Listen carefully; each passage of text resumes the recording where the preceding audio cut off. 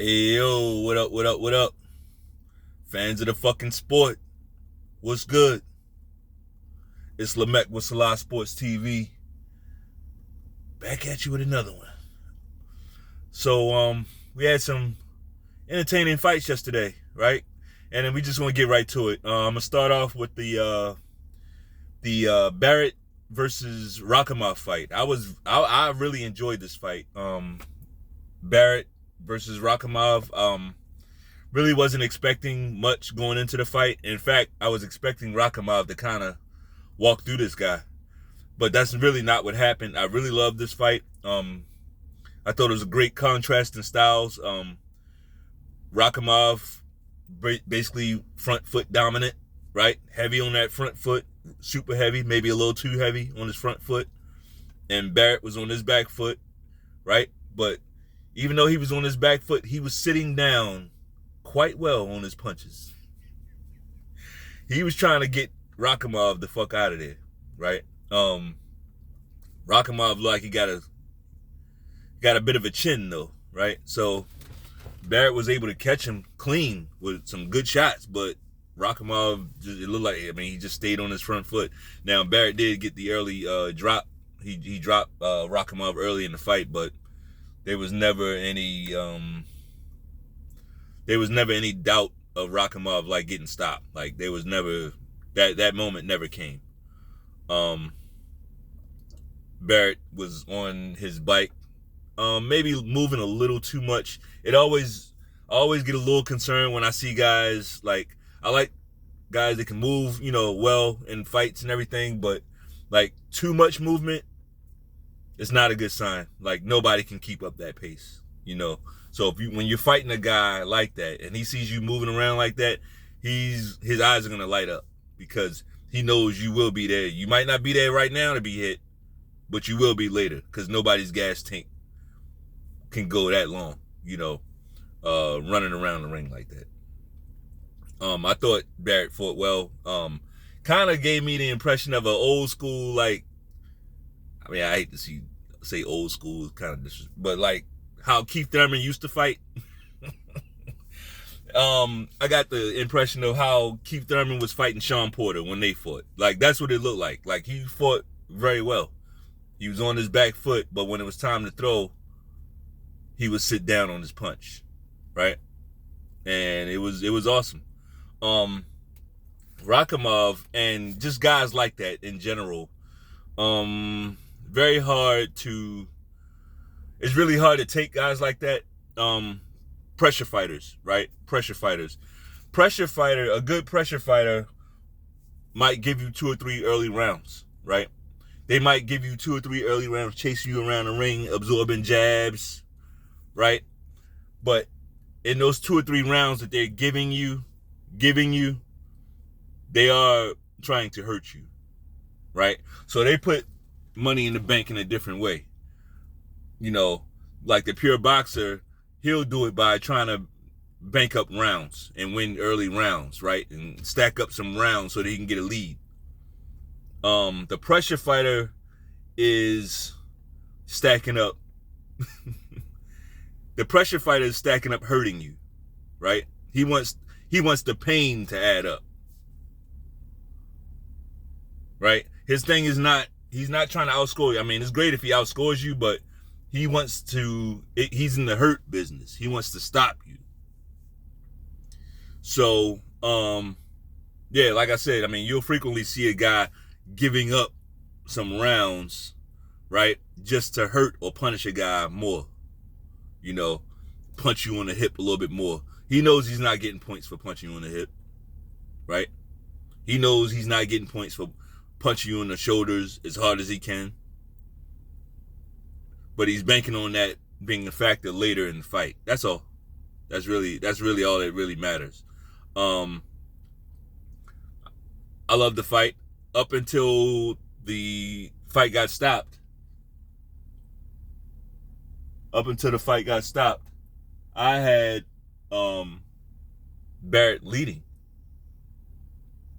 In the fight.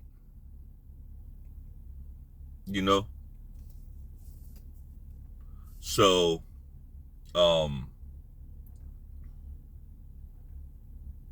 Yeah.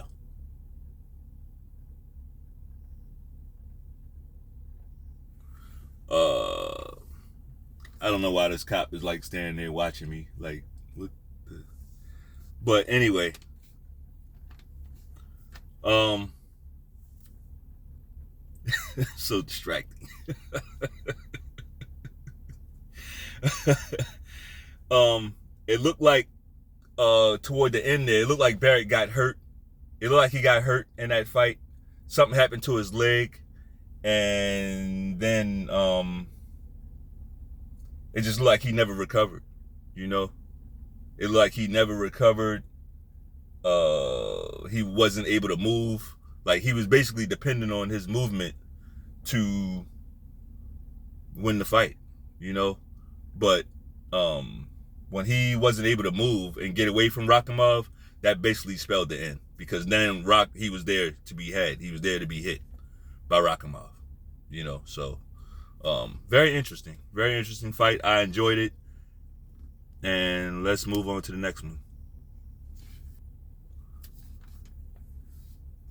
The next fight that we're going to talk about is the Jessica McCaskill versus Chantelle Cameron fight. I thought this was a very, very sloppy fight. That's how I describe it. It was very sloppy fight, especially early. Lots of clinching, lots of holding, lots of punching behind the fucking head. Like, Chantelle Cameron, man, she was unloading on the back of Jessica Cameron's head. And honestly, the way Cameron looked early in that fight, I mean, I got to think that maybe some of those punches were effective, because, like, how...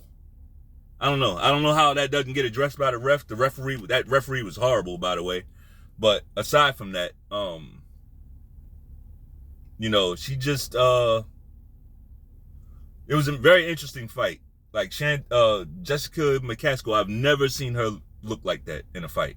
I've never seen Jessica McCaskill... I've never seen her look like that in a fight. Right? Just very sloppy. She looked like she didn't have her legs under her. And I'm talking about early in the fight. So, I mean, I gotta think that something happened. Maybe a headbutt. She got concussed some type of way. I've seen Jessica McCaskill fight too much. Never seen her look like that. You know, and I'm not going to take any credit away from Chantelle Cameron. She fought well. She looked great, especially early in the fight. She dominated the exchanges, right? Now, here's the thing about her dominating. I'm not sure if it was because McCaskill was so wobbly. You know, her legs, like, she just looked so wobbly in there. Every time it's like her punches were coming in real slow, and I don't know. She just didn't look sharp, right? Not sure what that was about, why that happened, but it happened. It happened, right? So, I gotta give Chantelle Cameron the credit. You know, she fought well. She was able to catch Jessica McCaskill coming in several times early in the fight. You know, she took that half step back and was able to drop that right hand over the top, right on Jessica McCaskill. McCaskill, she has to work on that defense. Like, that turning to the side, I don't think that's a good defense. Not for a fighter against a fighter like Chantelle Cameron. But whatever, it's water under the bridge now. Now, Chantelle Cameron, like I said, she fought very well in the fight early. She was able to get over on some roughhouse tactics type shit. You know, that referee pretty much, I mean, I saw him do the same thing in the earlier fight on that same card, but like that ref, he pretty much lets guys fight. So yeah, it was interesting. I didn't expect Chantelle Cameron to dominate those exchanges on the inside so well. Like, she had the better hand speed, you know, and she was beating Jessica McCaskill to those punches early. I gotta attribute some of that to Jessica McCaskill's lack of mobility. Not sure what the cause of that was, but it doesn't really matter. Like, it doesn't really matter what you got going on in the fight. You have to overcome it and win, right? Or you lose. So, very interesting. But then something happened around round number 7. I didn't give Chantelle Cameron another round after round 7. I gave Jessica McCaskill the last 5 rounds. I thought now some of those she won on a wider, some of those rounds were closer than others, right? But I didn't see Chantelle Cameron do anything in the last 5 rounds. Like, nothing. So, 5 rounds is not enough to win a fight, so that's what I think it came down to. It looks like Jessica McCaskill, she ended up getting her legs back. She looked a lot sharper. Like, she didn't look, and it's just like shit like that is just fucking weird. Usually as the fight goes on, you see fighters getting more wobbly as the fight goes on. They're getting punched on. But this fight was the opposite. She started off wobbly and got sharper as the fight went. That tells me something happened early in that fight. She got concussed, right? I'm not looking for excuses. I don't really have a dog in the fight. I do like Jessica McCaskill, absolutely, but like not enough to create a excuse for her. You know what I mean? So,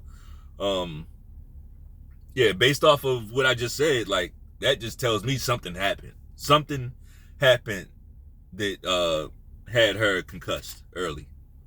We saw she had the knot on her forehead and everything. So, hey, props to Chantelle Cameron. She's talking about going up to 147 to fight for Jessica McCaskill's belts up there. 147 is a little bit different. 147 is a little bit different. So, I would like to see it, though. I'm here for it. If whatever way Chantelle Cameron's going to go, I'm here for it. I'm not the biggest fan, but if she's going to get in there and fight a Katie Taylor or, some of these other women, cool. Let's do it. Let's get right to it, right? I wasn't super impressed. Like I said, it's hard for me to be really, really, really impressed when you're giving up that many rounds at the end of a fight. She basically held on to win that fight. And the commentators and everybody, they did the number. You knew who they were going for. The commentators they made it seem like it was just out of the question. The commentators acted like, the fight was it was like Jessica McCaskill just got washed in there. But I didn't see it that way. I do agree with the decision though. Okay. I do agree with the decision. Looked like Chantelle Cameron kind of ran out of gas and she had just enough rounds in the bank to win the fight. Overall, judging this fight, I was expecting a little bit more. Wasn't really that entertained by the fight. The aesthetic really wasn't pleasing. Lots of clinching, lots of holding. Just a kind of slightly lackluster fight. I don't know. I think what happened to Jessica McCaskill, whatever happened to her, took away from the fight. Just how wobbly she was, and as wobbly as she was, Chantelle Cameron wasn't able to hurt her at all. She never was able to hurt her in this fight. So, I got no problem with the result. I don't agree with how wide the judges' scorecards were. I didn't think the fight was that wide. Honestly, I didn't see it that way. But hey, props to Chantelle Cameron. Now let's get on to the main event of that card, right? Why am I getting all amped up? And because this motherfucker DMITRI BIVOL whitewashed ZURDO Ramirez. ZURDO Ramirez was never in this fight. Never. This BIVOL guy, man. Well, first, before I even do that, before this fight, go back and look at the video. I predicted BIVOL would school this guy, right, and give him a boxing lesson, and basically make him look basic as fuck. You know, that's one of the things I love about this YouTube shit. Like, we can put these predictions down and it's on record. So you can go back and see, right? Who knows what they talking about. Now, never mind the fact that I said that Jessica McCaskill was going to win too. Like, that's old shit. Fuck all that. You know? But I did call this BIVOL fight, and it pretty much went exactly like I said it would. You know? ZURDO's good, right? He's good against a certain level of fighter. ZURDO is good against a C-level fighter. ZURDO might be good against a B-level fighter. Maybe. I don't know about that, but maybe. But BIVOL is not a C or B-level fighter. You know, this guy BIVOL, man, he is really, really impressive. BIVOL is a problem. So defensively tight. His defense is so airtight. He's gonna be hard to beat, man. DMITRI BIVOL is gonna be very hard to beat. His skill set, is he's got an awesome skill set, man. Fast hands, fast feet. He can punch. People don't know that BIVOL can punch because they look at his knockout record, right? And they say, oh, he doesn't get a lot of knockouts. He doesn't get a lot of knockouts because he's not going for knockouts. But if you watch his fights, you know how you can tell he can punch? Because when he punches guys, they back the fuck up. Right? Nobody's getting punched by BIVOL and keeps coming forward. Nobody's walking through him, basically. Right? Like, look at the Caleb Plant and Canelo fight. Right? Look at how Caleb Plant was punching him, but those punches didn't really have nothing on him. He was still sweet hands, right? So those punches had nothing on him, so Canelo could just walk him down. You know, when BIVOL punched Canelo, he had to respect that. You know, he had to respect it. Now, you could tell Canelo hadn't really worked on, like, the same stuff, so he thought he was just going to be able to punch on BIVOL and make him fold up, but really it kind of started flipping around the other way. BIVOL started fighting like the bigger guy. You know, DMITRI BIVOL is very, very, he's just a very good fighter, man. Very good. I don't see any weaknesses. You know, I really don't see any weaknesses. Like, when I saw the way he was fighting ZURDO, then we knew he was much faster than ZURDO, right?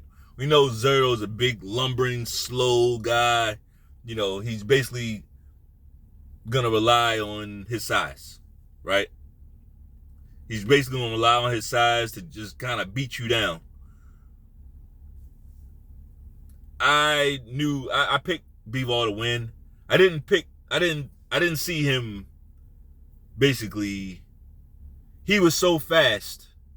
Like, the speed advantage was so much in BIVOL's favor that he had ZURDO moving backwards. Because every time ZURDO figured out, every time I throw a punch against this guy, I'm getting hit 2 or 3 times. Like, every time ZURDO threw one of those slow-ass punches, BIVOL was able to get in and out of range, deal with him, and get, you know, and get back into safety. He backed ZURDO up, turned him from a pressure fighter basically to a counterpuncher. Like, once I saw that ZURDO was backing up, I said, this fight's over. This fight's over. Like, he took the pressure out of it. He can't even pressure him now because he knows the speed advantage. Like, if ZURDO would have tried to pressure BIVOL, he'd have got stopped. He knew that. Why? Because BIVOL can punch. He started eating some of them hard shots that BIVOL put on him. And he's like, whoa, wait a minute. I can't walk this guy down. I love this shit, man. This is why you gotta love boxing. It's like the chess match. The chess match. You know? BIVOL, it reminded me of one of those old Floyd Mayweather performances, you know, where it's not so much about BIVOL like he's just throwing so many punches and he's fucking this guy up. It's not so much about that. It's more like his defense takes the guy out of the fight early. You know, that fight was just like from third round, I'm like, nah, there's no way ZURDO Ramirez is gonna be able to beat this guy. Like, his defense is too tight. It's demoralizing. It's demoralizing, especially when you can't hit him clean, but he's hitting you. BIVOL, his punch placement, his footwork. I mean, the guy really doesn't have weaknesses, man. You know? If I had to point to one weakness in BIVOL, and I don't know how much of a weakness it is, you know, but he's not the most spiteful guy. Not the most spiteful, right? Not the most spiteful, but spiteful enough. And why do I say that? Because it's like, whenever BIVOL gets hit with a shot, you gotta watch. BIVOL is not a shit-talking guy. He's not gonna pump his chest. You just gotta watch his behavior in the ring, though. Whenever BIVOL takes a shot, he's instantly looking to get back. So he got that dog in him. Whenever you hit him, whenever he gets hit clean, he's instantly looking to get that back and hit you with 2 or 3 shots, right? He's instantly trying to get that back. So, overall, BIVOL, great fucking fight, my man. Great fight. You know, great fight. A lot of these Canelo cocksuckers try to put this guy in front of you and say, oh yeah, why is he scared? They try to act like he was scared of him. You went over there and fucked him up. Right? You went over there to Golden Boy and beat his ass. Shut him out. It's awesome. You know, the in and out game was perfect. Pause. Right? He was able to get in and smother ZURDO. A lot of those shots ZURDO was throwing, he was able to get in, smother those shots, you know, and get back out. It was just awesome ring generalship. You know, he had ZURDO doing what he wanted him to do. We got to talk about this Better Beef and BIVOL fight, man. I don't know. Now, I've always been a Better Beef guy. Always, and still am. Still am. Better Beef, man. I just favor that style. I favor Better Beef style over BIVOL. But if I got to be honest and look at this when they fight, man, that's a 50-50 fight, bro. Like, that might be the best fight in boxing. BIVOL and Better Beef might be the best fight in boxing. Like, these two Russians might be the fight that we need to see in boxing, right? That's a fight. And at this point, I don't know who wins that fight. Because BIVOL is getting better. Like, if I say one more B word, BIVOL, Better Beef, better, getting better, like, they're brilliant. Yeah, all this shit. So, what do I expect? Now that we've seen the 44-0 ZURDO Ramirez take his first loss at the hands of BIVOL, I don't expect Canelo to give him that call, right? Canelo will move on. He ain't thinking about BIVOL. You will never hear Canelo mention BIVOL's name again. That's my prediction, right?